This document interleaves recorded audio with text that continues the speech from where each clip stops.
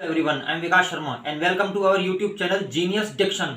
तो गाइस, आज हम आपके लिए लाए हैं एंशिएंट इंडियन हिस्ट्री के कुछ इंपॉर्टेंट क्वेश्चन। तो guys, let's start.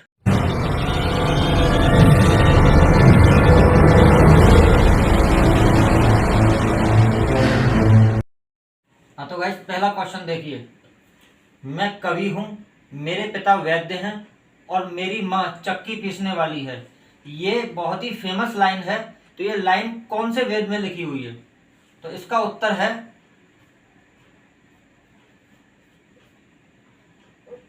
Rigveda. Guys, Rigveda जो है सबसे पुराना वेद है और इसमें लगभग 10,600 मंत्र हैं। अगला क्वेश्चन देखिए। महाभारत का प्रारंभिक उल्लेख कौन से ग्रंथ में मिलता है? वैसे तो महाभारत खुद एक ग्रंथ है, लेकिन इसका भी उल्लेख एक ग्रंथ में दिया हुआ है। उस ग्रंथ का नाम देखिए।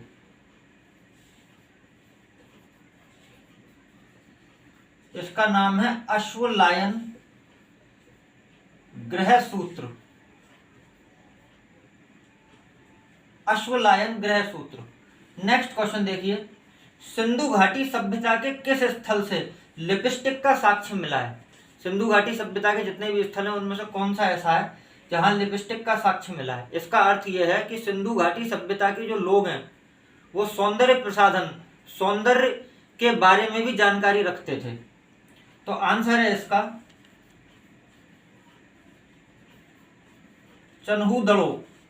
और सिंधु घाटी सभ्यता के जितने भी स्थल हैं जैसे कि हड़प्पा, मोहनजोदाड़ो, लोथल, धोलावीरा, इन सभी स्थलों में जो चन्हू-दड़ो है यही एकमात्र ऐसा है जहां कोई भी किला नहीं पाया गया है, जो दुर्गीकृत नहीं है।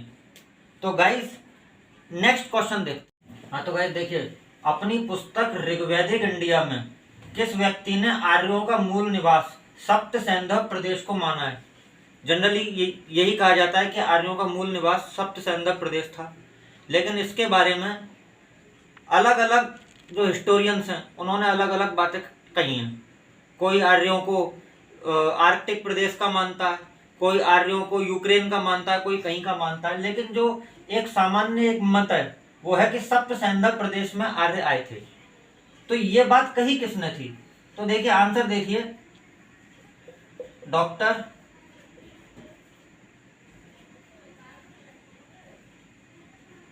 अविनाश चंद्र दास। नेक्स्ट क्वेश्चन देखिए। ऋग्वैदिक काल में गोबर की खाद को क्या कहते थे? जिस पीरियड में वेद लिखे गए थे उस पीरियड में गोबर की खाद को तरीश नाम से जाना जाता था। तरीश। नेक्स्ट क्वेश्चन देखिए। किस ऋग्वैदिक देवता का रथ बकरी खींचते थे? एक ऋग्वैदिक देवता था, उसका जो रथ है वो बकरी खींचा करते थे। तो आंसर देखिए, इसका आंसर है पूषण।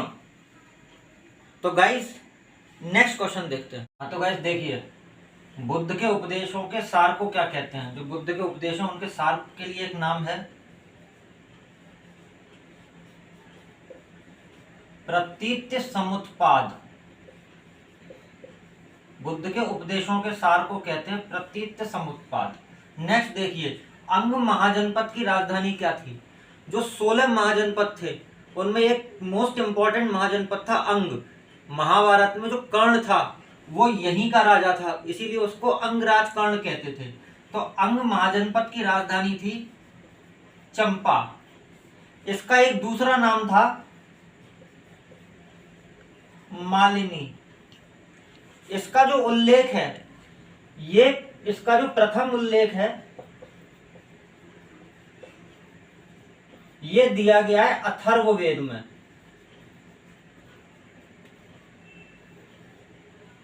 नेक्स्ट देखिए, ये जो महाजनपद था ये घोड़ों के लिए बहुत विख्यात था। 16 महाजनपदों में ये जो था घोड़ों के लिए विख्यात था।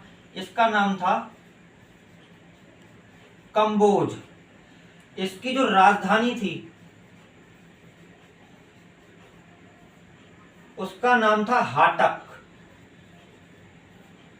तो गाइस, नेक्स्ट देखते हैं। हाँ, तो गाइस देखिए, किस ग्रंथ में अशोक को उज्जैनी करमोली कहा गया है?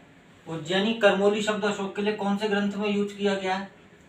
तो ग्रंथ का नाम है दीपवंश।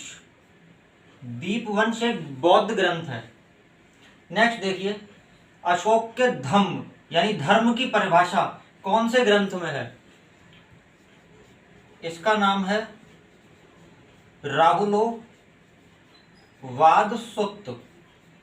राहुलोवाद सूक्त ग्रंथ में अशोक के धर्म की परिभाषा है।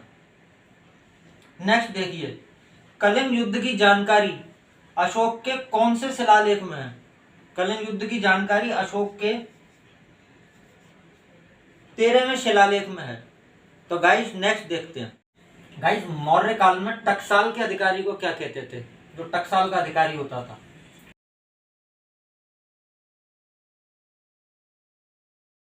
लक्षणाध्यक्ष। और जो मौर्य काल में सड़क बनाने वाला अधिकारी होता था, उस जमाने में जो सड़क बनाता था, उसे कहते थे एग्रोनोमई। नेक्स्ट देखते हैं, गाथा सप्तशती नामक ग्रंथ सातवाहन वंश के किस शासक ने लिखा है? ये बहुत ही फेमस ग्रंथ है गाथा सप्तशती, सातवाहन वंश के शासक ने लिखा है और शासक का नाम है हाल। बहुत इजी है, हाल। तो नेक्स्ट क्वेश्चंस देखते हैं। हाँ तो गाइस देखिए, किस शासक ने सर्वप्रथम सोने के सिक्के चलाए? भारत में सोने के सिक्के सर्वप्रथम कौन से शासक ने चलाए? इसका नाम था विम कडफिसस। नेक्स्ट देखिए, प्रतिज्ञा योगंध रायण नामक पुस्तक के लेखक कौन है? उत्तर देखिए, भास। भास ने एक और अन्य फेमस पुस्तक लिखी है, उस पुस्तक का नाम है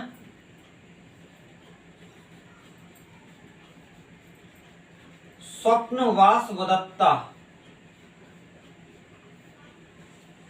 स्वप्नवासवदत्ता। लेकिन अगर स्वप्नवासवदत्ता की जगह एग्जाम में यह पूछ लिया जाए, स्वप्न हटा दिया जाए, सिर्फ ये पूछा जाए वासवदत्ता किसने लिखी है, तो आंसर आएगा सुबंधु। ध्यान रखिए, सुबंधु। नेक्स्ट देखिए, सातवाहन वंश के किस शासक ने वेणकटक स्वामी की उपाधि धारण की? आंसर है